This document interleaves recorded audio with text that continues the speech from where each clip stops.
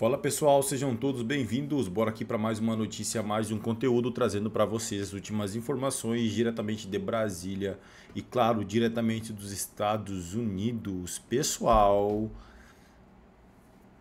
os integrantes da comitiva que, do Lula ali, que deixaram a ONU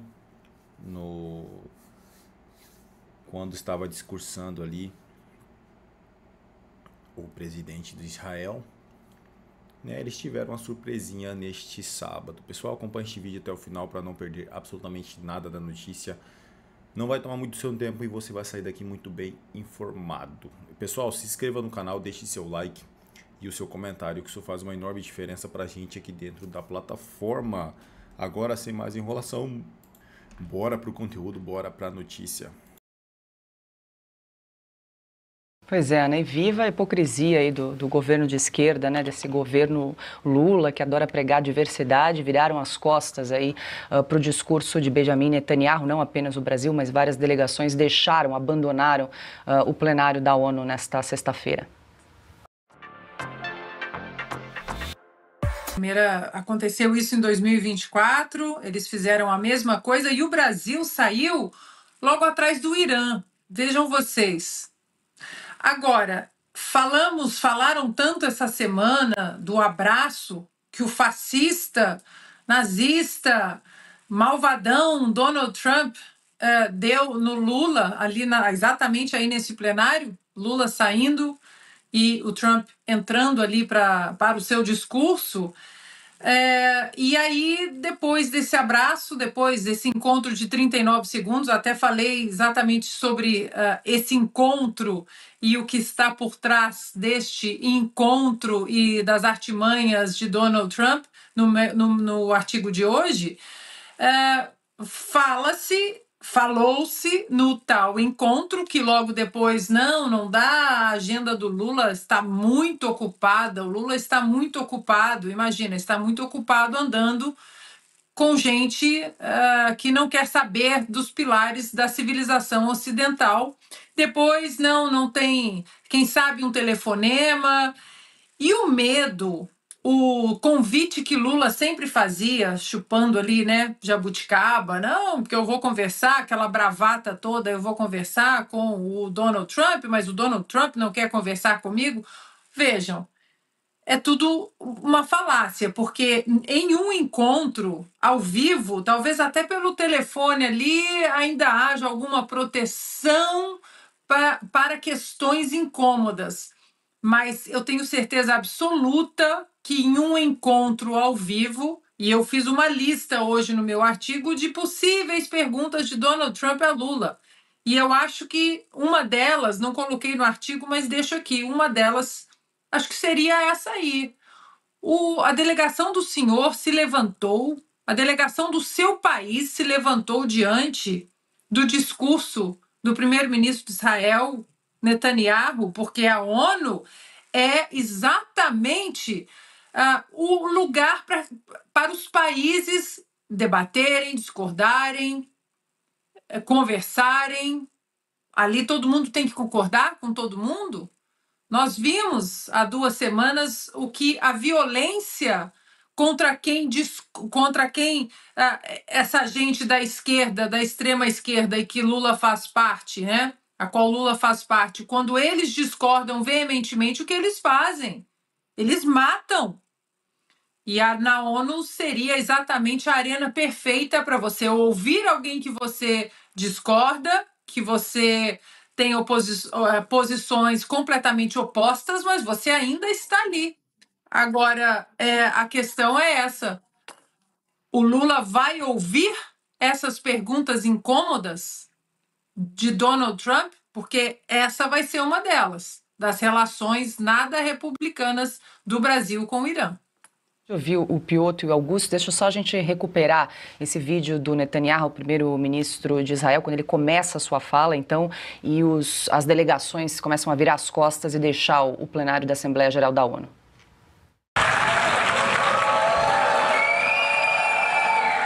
Please, order in the hall. Please, order in the hall.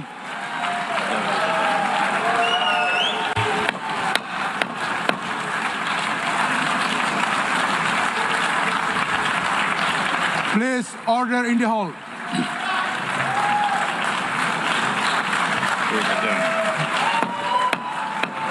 Please, order in the hall. Tá aí então, Piotr, e o Netanyahu pedindo ordem, né, no recinto, e aí tem vaias, aplausos e parte das delegações ali deixando o recinto. Esses diplomatas que saíram, inclusive a delegação brasileira, são a fina nata da hipocrisia globalista que defende as Nações Unidas. De uma covardia que causa asco. Porque as Nações Unidas são exatamente para isso. Você vai lá e debate. Este é o propósito das Nações Unidas. Se você achar que você vai à ONU para ser aplaudido apenas e para pessoas que concordam com você, bom, então não faz sentido, não precisa da ONU porque todo mundo tem a mesma opinião. Não. Eles todos defenderam, por exemplo, o discurso do Lula ontem, ou na segunda-feira, perdão, na terça-feira, na abertura da sessão da ONU, de que, olha, a ONU, órgãos multilaterais, é preciso fortalecer. Ué, você fortalece saindo quando alguém vai dizer alguma coisa com a qual você discorda?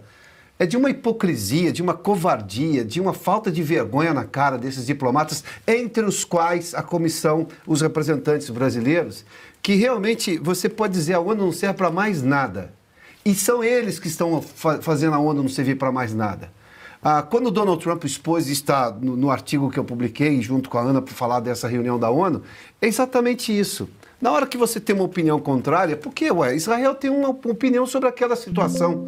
E convenhamos, nada desse conflito com o Hamas teria acontecido se o Hamas não tivesse invadido o solo sagrado de Israel, soberano, e matado civis. Foi o pior atentado contra civis desde o 11 de setembro. Israel está se defendendo. As questões podem vir a partir daí, num novo debate. Agora, ignorar isso, essas delegações todas exigiram a repatriação dos reféns ou a devolução dos corpos, porque no discurso seguinte, que o Lula não teve a coragem de pedir isso, defendeu o Estado da Palestina, defendeu que o Abbas falasse e tudo mais, mas no discurso do Lula, hipócrita como sempre, ele não defendeu, não exigiu a devolução dos reféns. Acho que tampouco fez a França, enfim. Donald Trump, no discurso seguinte, falou: queremos todos, nem 2, nem 4, não, queremos todos de volta. Porque como é que alguém pode admitir a criação de um Estado, apoio à situação da Palestina? Lembrando que o Alexandre fez menção agora, que está sob controle do Hamas. O Hamas passou a rasteira na lógica da Organização pela Libertação da Palestina e por aí vai, sequestrando essas pessoas. Isso é crime contra a humanidade. Ataque contra civis é crime contra a humanidade e está tipificado, amplamente tipificado no direito internacional.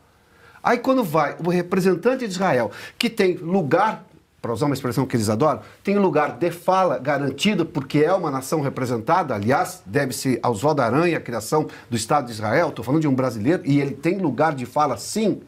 Quando ele vai falar, como é que você vai debater com alguém se você não ouviu o argumento dele? Como é que essas delegações podem argumentar qualquer coisa contra o discurso do Benjamin Netanyahu se eles não ficaram lá para ouvir? É uma gente tão hipócrita, eles defendem os organismos multilaterais, a ONU. A ONU e os organismos multilaterais perderam força por causa da hipocrisia dessa gente globalista que ou vale a minha opinião, não vale nenhuma. Eles usam a chancela da ONU para dizer, somos melhores que vocês? Não, vocês não são melhores de nada, vocês acabaram de mostrar hipocrisia.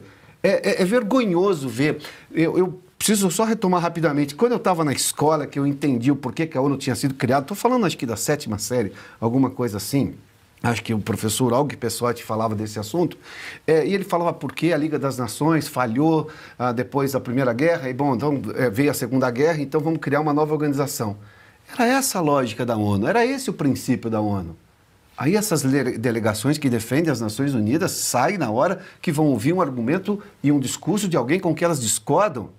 Hipócritas, não tem outro nome. Aliás, dá vergonha. E essa gente custa caro para cada pagador de imposto de cada um desses países, entre os quais nós mesmos.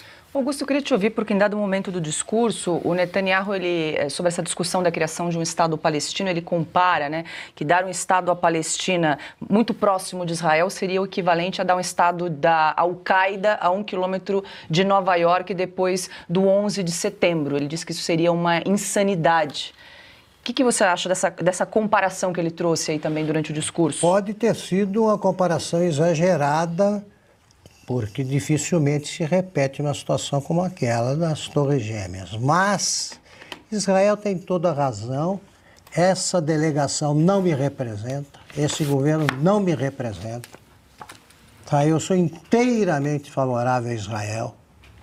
Israel foi atacado sempre. Sim. O Oswaldo Aranha ajudou a costurar brilhantemente o que ficou conhecido como o acordo a partilha da Palestina. Já existiam 2 estados nesse acordo, meu Deus. O palestino e o Estado judeu. Eles, palestinos, não quiseram, eles queriam tudo. E atacaram Israel no dia seguinte ao do anúncio. Israel não começou nenhuma das guerras ocorridas entre palestinos e judeus. Sempre os inimigos atacaram Israel, foi uma reação como esta. Eles mataram centenas de jovens que dançavam, festejavam perto da fronteira. Mataram crianças, bebês ali, e isso não comove os dirigentes brasileiros. Notícia: Bolsonaro apresenta diagnóstico de câncer, diz médico. Direitista passou por internação no DF-Star e teve lesões com células cancerígenas retiradas do braço e do tórax. O ex-presidente Jair Bolsonaro foi diagnosticado com câncer de pele após exames realizados durante a internação no Hospital DF-Star em Brasília. A informação foi confirmada nesta quarta-feira pelo médico-chefe da equipe cirúrgica, Cláudio Birolini. Segundo ele, o ex-presidente já recebeu alta e poderá continuar o tratamento em casa com acompanhamento clínico regular. De acordo com Birolini, foram identificadas lesões com células cancerígenas no braço e no tórax de Bolsonaro. O resultado da biópsia foi comunicado ao ex-presidente nesta manhã. Ainda segundo o médico, não será necessário o uso de quimioterapia e as lesões extraídas não apresentam risco de reincidência. Além das 2 lesões com confirmação de células cancerígenas, a equipe médica identificou outras feridas na pele que também foram removidas durante o procedimento realizado sob anestesia local e sedação. O boletim médico informa que o quadro clínico requer a reavaliação periódica. Segundo Birolini, os primeiros indícios de problema dermatológico haviam sido notados ainda em abril, mas a biópsia foi postergada para setembro em razão de outras coisas que aconteceram no caminho. O médico afirmou que, apesar do diagnóstico, o estado de saúde de Bolsonaro é considerado estável e sem risco. A internação ocorreu nesta terça-feira, quando o ex-presidente deu entrada no DF-Star com sintomas de vômitos, tontura, queda de pressão arterial e pré-síncope. Ele permaneceu sob cuidados médicos até a tarde desta quarta-feira, quando recebeu alta. Essa foi a primeira vez que Bolsonaro deixou o condomínio onde cumpre prisão domiciliar desde 4 de agosto. Ele está sob medida cautelar determinada pelo Supremo Tribunal Federal no contexto das investigações que apuram tentativa de golpe de Estado. É isso aí, pessoal. Agradeço a vocês pela companhia. Se não é inscrito no canal, se inscreva. Deixe seu like e o seu comentário, que isso faz uma enorme diferença. Valeu!